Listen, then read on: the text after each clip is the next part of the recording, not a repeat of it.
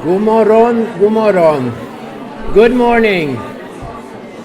It's nice to hear so much small talk in this hall. There are some more people coming, and so we'll let them in, but we'll start now. I'll have a short introduction. I'm very, very happy to see so many here, and I think all seats will be occupied during this morning session.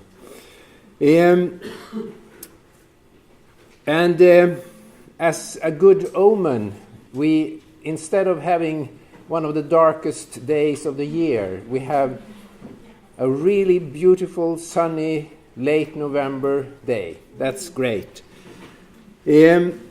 I'll start this with a poem by Thomas Tranströmer. He wrote about a clearing beyond the communication networks.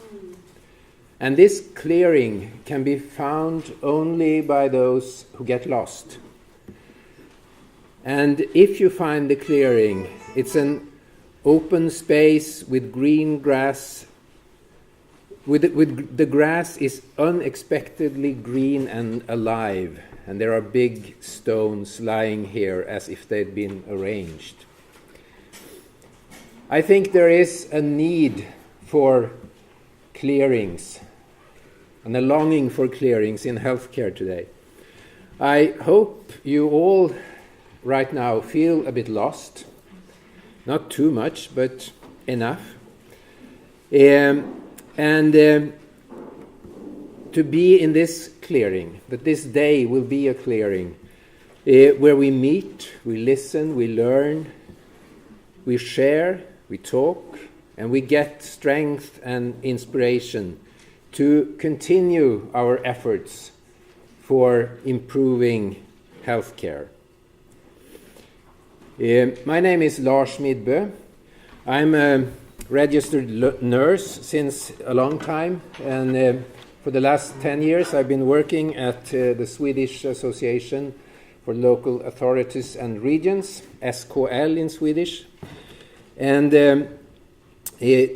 I have, together with my companions in this little program group, Maria Hägglund and Helena Dreber, and Magnus Fogelberg, who is the movie maker here.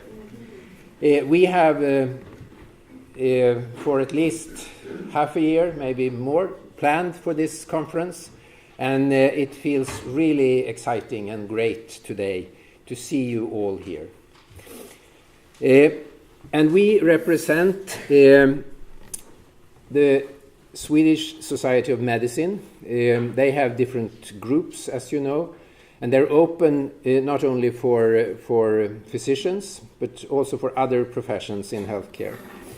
They have an ethical delegation, and they have a language committee, and they also have an association or a federation for medical informatics. And these are the groups behind this conference today, together with a very newly formed organization, the Swedish Society for Narrative Medicine, that we are in the process of starting.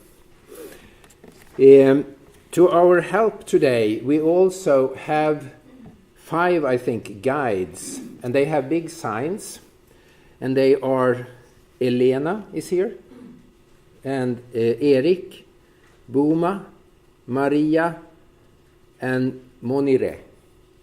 I don't know if they might still be down at the entrance.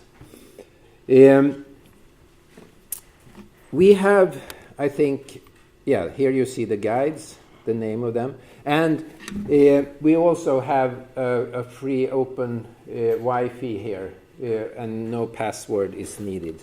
You just seek for the K guest.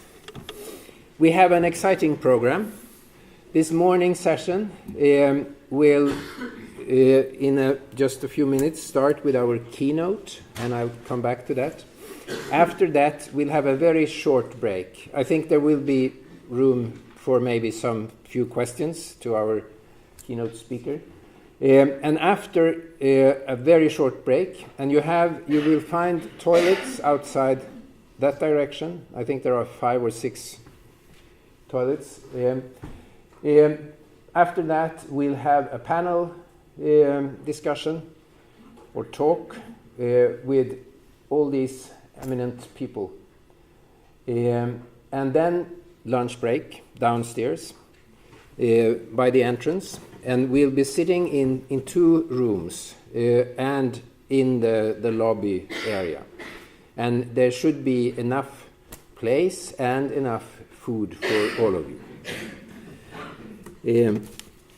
Otherwise, we'll perform some kind of miracle. Let me see. For the afternoon, we have 4 parallel sessions, and they cover wide perspectives and areas where narrative is important.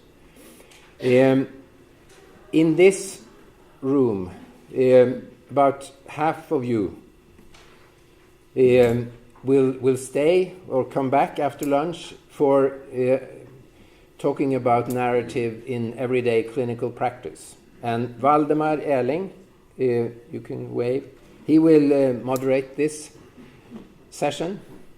Then we'll have another session about patient safety and the story's significance for patient safety in different ways. And they will be in Solander at the first floor. I think it's in that direction.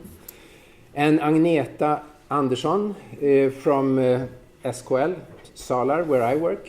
She's a colleague of mine, Agneta. She's there. She will moderate that seminar. And number 3 is narrative in healthcare documentation. And this will be in Glaxo, which is, I think, outside here. There. It's on this floor. And Daniel Karlsson, I see his name has...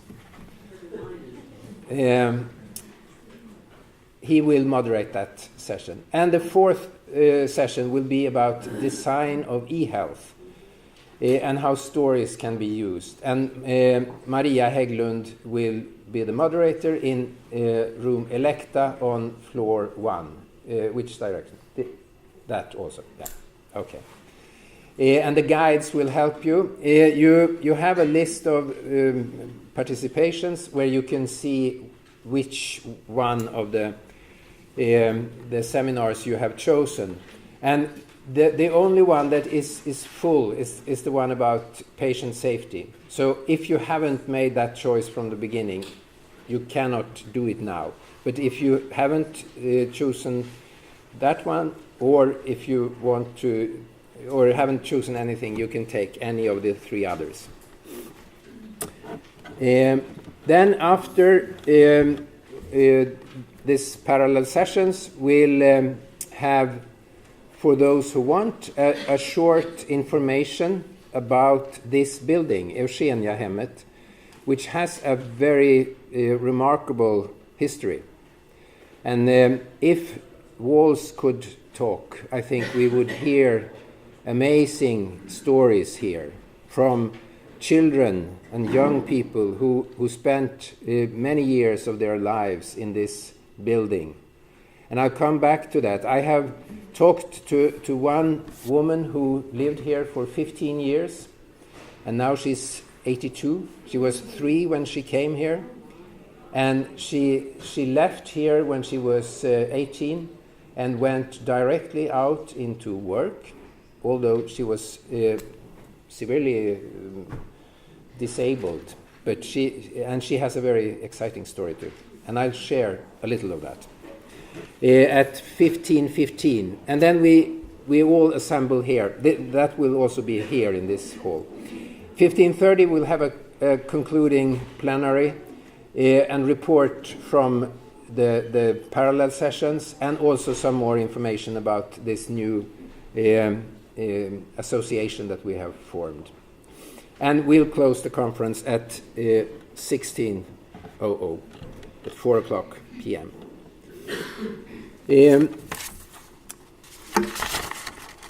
Let's see if I have some more.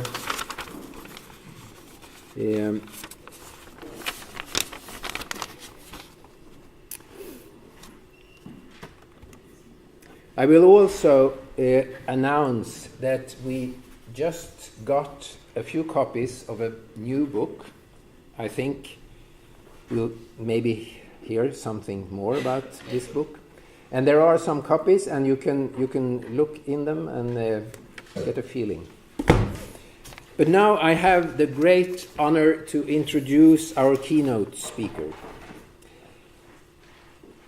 She is both a physician and a literary scholar, and together with colleagues and students, she launched the concept of narrative medicine in the late 1990s.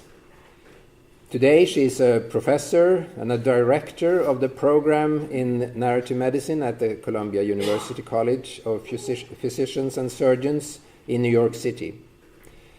She's also a practicing general internist with a primary care practice in Presbyterian Hospital in New York, at Manhattan. And her book, Narrative Medicine, Honoring the Stories of Illness, that was published first in 2006, has opened my eyes and many others' eyes to the importance of room and competence for narrative in healthcare today. And now she has come all across the Atlantic Ocean to spend almost a week here in Sweden, in different parts of Sweden, and talking about narrative medicine. This afternoon, she will not be here, but she will go to the city center and participate in a conference for general practitioners. They have their quality day, and she will be there. And tonight, we'll take the train to the front side of Sweden, to Gothenburg, and to have a workshop tomorrow and Saturday in Kungälv, at Kungälv Hospital. And on Sunday, we'll celebrate Thanksgiving in Gothenburg. Very appropriate, I think. And on Monday morning, she will conclude this tour of Sweden at Göteborgs Universitet. What kind of language was that? Anyway, you understand. And now, she will be with us. And the title of her presentation here, her lecture here, will be The Shock of Attention, Discoveries of Narrative Medicine. Please welcome Rita Charon with a big warm hand.